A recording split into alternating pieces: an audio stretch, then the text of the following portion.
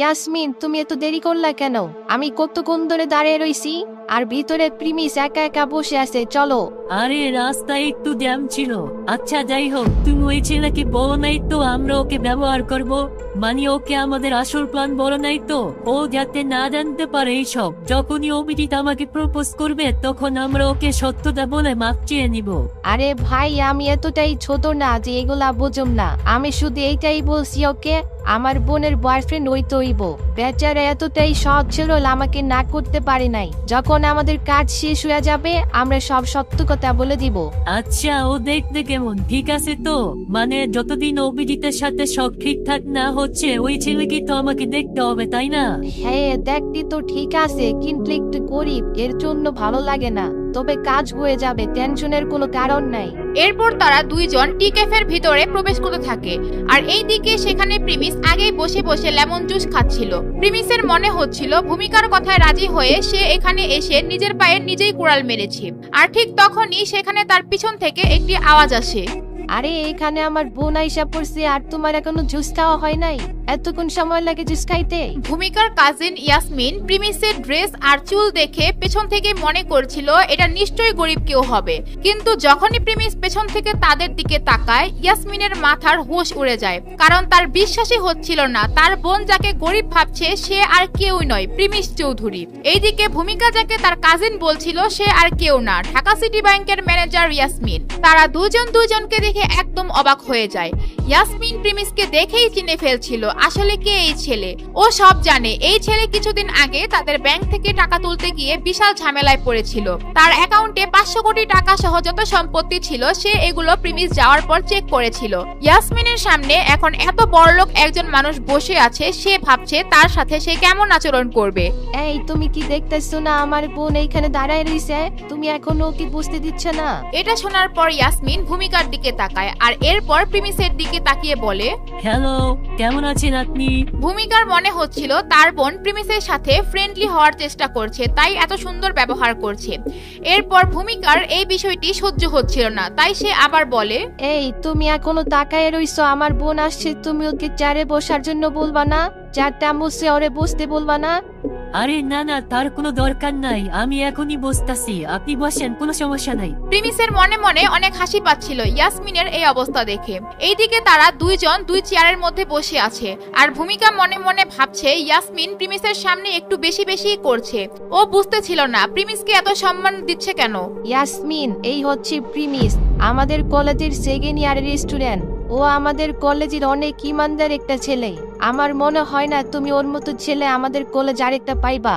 এরপর যখন ভূমিকা কিছু খাওয়ার জন্য অর্ডার করবে, কিন্তু সে আশেপাশে কোনো ওয়েটার দেখছিল না, তাই সে প্রিমিসকে বলে, আরে প্রিমিস, তুমি এই দিক ওই দিক কি দেখতেছো? যাও ওদেরকে দেখানি আসো। দেখতেছো না আমরা দুজন কতক্ষণ ধরে বসে আছি? এটা শুনে প্রিমিস যখনই উঠতে যাবে ঠিক তখনই ইয়াসমিন তাকে বলে, আরে আরে আপনি থামেন, আপনার যাওয়া লাগবে না, আমি যাচ্ছি, আপনি বসেন। ইয়াসমিন ভূমিকার কাহিনী কিছুই বুঝতেছিল না। ভূমিকা প্রিমিসের সাথে এমন ভাবে কথা বলছে কেন? ভূমিকা কি প্রিমিসের আসল পরিচয় জানে না, নাকি ও এমনই সাহসী তাই প্রিমিসের সাথে এমন আচরণ করছে? ইয়াসমিন যখনই চেয়ার থেকে উঠে যাবে তখনই ভূমিকা প্রিমিসকে বলে, আরে ইয়াসমিন কেমন যাবে? দেখতেছো না আমরা দুজন মেয়ে মানুষ? যাও এখনই যাও, ওইদেরকে দেখানি আসো। প্রিমিসের মন চাচ্ছিল এখান থেকে বের হয়ে একেবারে চলে যেতে, কিন্তু ইয়াসমিনের এই অবস্থা দেখে সে অনেক মজা পাচ্ছিল। এরপর ভূমিকা আবার বলে, হেই গাইস, আসসালামু আলাইকুম, আমি আপনাদের দিবস গেমিং। আমাদের ভিডিও এখনই শুরু হবে। তো এর আগে গাইস, আপনারা যারা ফ্রি ফায়ার খেলেন এন্ড ডায়মন্ড টপ করেন অনেক বেশি তো তাদের জন্য একটা হোয়াটসঅ্যাপ নাম্বার আমি দিয়ে দিলাম এখানে। তো এই নাম্বারে আপনারা যোগাযোগ করে ডায়মন্ড নিতে পারবেন। হোয়াটসঅ্যাপ বা ইমো নাম্বারে আপনারা যোগাযোগ করলে হবে। এখানে অনেক কম দামে তার কাছ থেকে ডায়মন্ড নিতে পারবেন, এন্ড সে আমার খুব পরিচিত, তো ইজিলি আপনারা তার কাছ থেকে ট্রাস্ট করতে পারেন। আরে ভাই, তুই এখনো যাইতেছ না? তোর সম্মান নাই রে, যা তাড়াতাড়ি যা। প্রিমিস ভূমিকার সম্বন্ধে সব জানে। ও জানে ভূমিকার কথার স্টাইল আর ব্যবহার ভালো না, এর জন্য সে আর কিছু না বলে ওখান থেকে উঠে ওয়েটারকে ডাক দিতে চলে যায়, আর ওয়েটারকে তাদের টেবিল দেখিয়ে সে ওয়াশরুমে চলে যায়। এরপর যখন সে ওয়াশরুম থেকে বের হয় তখন সে দেখে বাইরে ইয়াসমিন দাঁড়িয়ে আছে।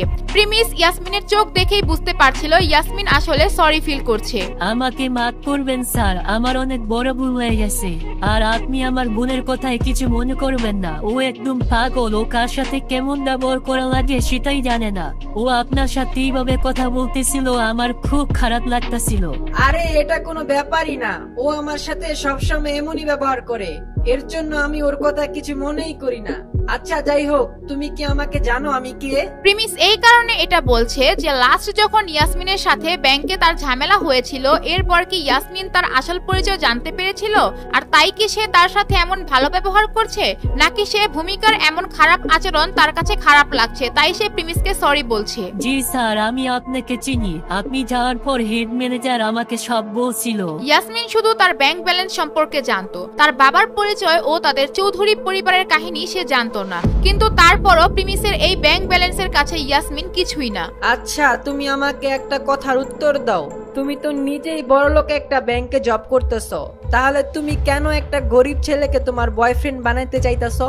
প্রিমিস যখনই ইয়াসমিনকে দেখছিল তখন থেকেই তার মধ্যে একটা প্রশ্ন ঘুরছিল। ইয়াসমিন আসলে বুঝছিল না প্রিমিসের এই কথার জবাব কি দিবে। যদি সে প্রিমিসকে তাদের প্ল্যানের কথা বলে দেয় তাহলে প্রিমিস এখানেই সব শেষ করে দিবে। প্রিমিস অভিজিতের চেয়ে কয়েকশো গুণ বড়লোক ছিল, তাই সে ভাবছিল সে যদি অভিজিতের জায়গায় প্রিমিসকে ফাঁসাতে পারে তাহলে ওর লাইফ সেট হয়ে যাবে। তাই সে এগুলা ভেবে প্রিমিসকে বলে, শেষবার যখন আপনার সাথে দেখা হয়েছিল, আপনারা দেখা আমি অনেক উল্টাপাল্টা ভাবছিলাম। এরপর আমার অনেক জিদ হয়েছিল, আমি নিজেকে অনেক বড়লোক ভাবতাম, আমার মধ্যে হিউম্যানিটি বলতে কিছুই ছিল না।